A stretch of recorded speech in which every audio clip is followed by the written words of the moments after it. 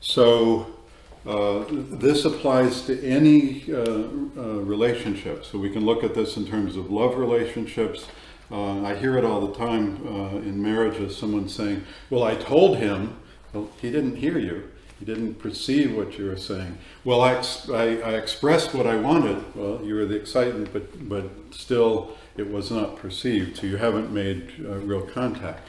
You can talk about it in terms of work relationship.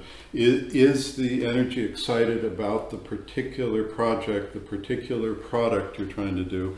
And does the other person perceive what it is that they need to perceive about that work process or that project?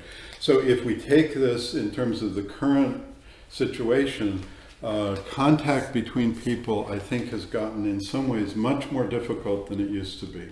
Just even coming back to the specific example of finding a job or trying to get a job, it used to be you could go in and drop off a resume in person and you would actually make some connection. They would see you, they would hear you, there would be a human being. Now it's become much more isolated, and whether you're actually excited about that job, it doesn't even necessarily come through unless you're a brilliant writer, where you might have been able to go in and say, you know, I'd really like this job, here's my resume.